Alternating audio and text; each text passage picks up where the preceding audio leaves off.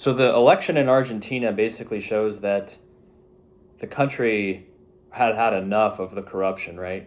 Not to say that the corruption will end, but when you're willing to elect such an outsider, Javier Milei is someone that has not been part of the political establishment. Similar to like Trump, people are so fed up, or the narrative is so, we're tired of the status quo that we want to shake things up.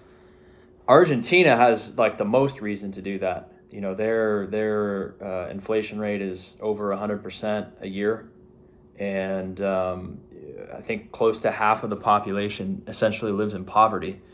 So there is not a lot of hope economically in the country, and when the prices continue to go up, every year like double, it's impossible for the people to earn enough money to really get ahead, right? They're always just barely surviving, and that's what I saw when I went there, because I was just there a few months ago, and there's a lot of people that have next to nothing, because the government has been essentially stealing or inflating away the currency. It used to be, it's like 1,000 pesos now for $1. It used to be, I think, 5, 6, 7 to 1 or something like that back when it was introduced. So they've just been inflating the currency away. And if you're a wage earner, if you just earn pesos, you just get crushed, right? Because the prices of everything go up way faster than your income does. And you don't earn, you're earning in the manipulated currency, which is the peso. The peso isn't worth anything. Every day it's worth less and less and less. You can barely, afford to buy groceries, let alone, real estate or any other expense, right? So hopefully it'll be for the best. I think at a certain point, people are just like, hey, I'm willing to try anything. My situation, when you hit rock bottom, it's like, I don't care what we do, because literally anything we do can't be worse than what it is now. And that's probably how a lot of people feel there, is I'm trying to do whatever I can, but I can't get ahead. So there's been a long history of corruption there, of, people getting into power and, enriching themselves at the expense of everyone else. The people that are part of the country get screwed over, while a small few get wealthy and rich, and they take advantage of other people, they exploit them. And not to say that doesn't happen here, because it still happens in the United States. I mean, you look at Congress, you look at these people that make $150,000 a year, $200,000 a year, but they're worth $50 million. It's how do you do that, right? You'd have to work like, what is that, 200 years or 100 years? What's 100 years at 200,000? That'd be 20 million. So you'd have to work 100 years to save $20 million.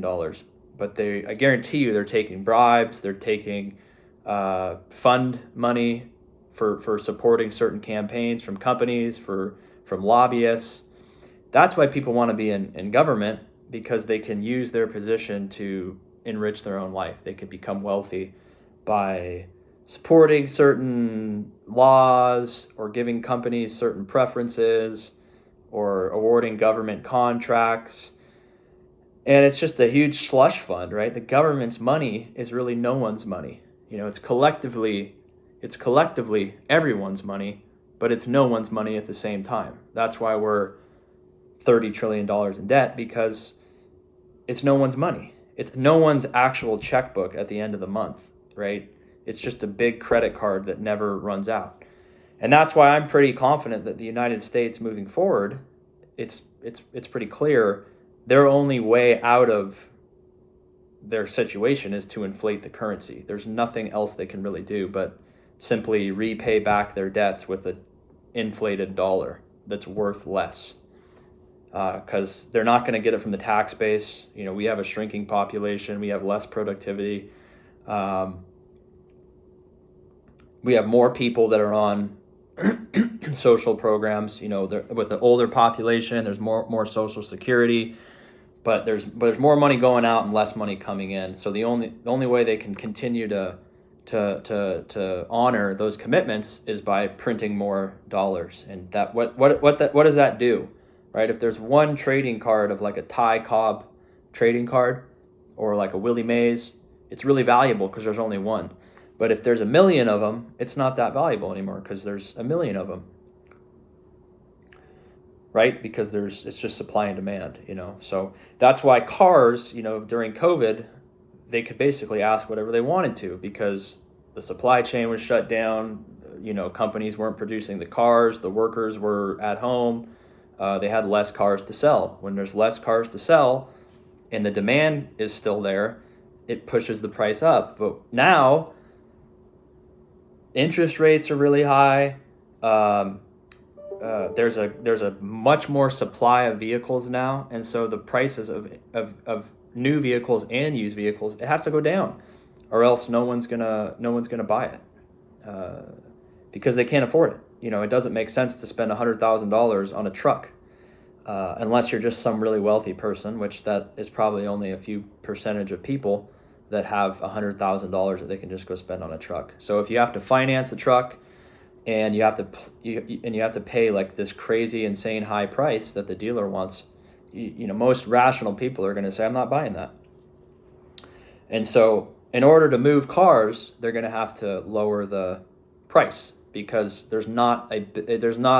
they have more inventory than they have buyers. So there's more cars than there are buyers for those cars. Like I said, during COVID, there was not a lot of cars and there was a lot of money, right? A lot of people getting free money, a lot of people that wanted to make a purchase, and so they were okay paying a higher price because they realized there wasn't a lot of cars. So if they didn't buy the car, someone else would have bought it because there's not a lot of cars. So it's just supply and demand. But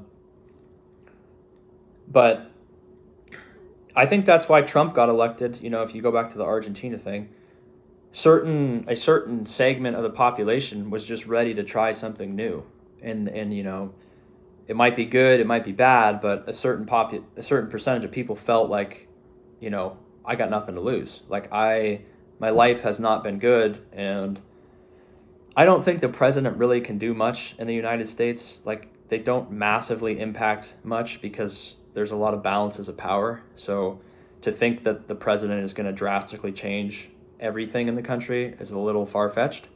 But in a place like Argentina, where there's been a lot of corruption, this new guy might be able to just eliminate a lot of these, institutions and corrupt government entities that have been operating there for a long time.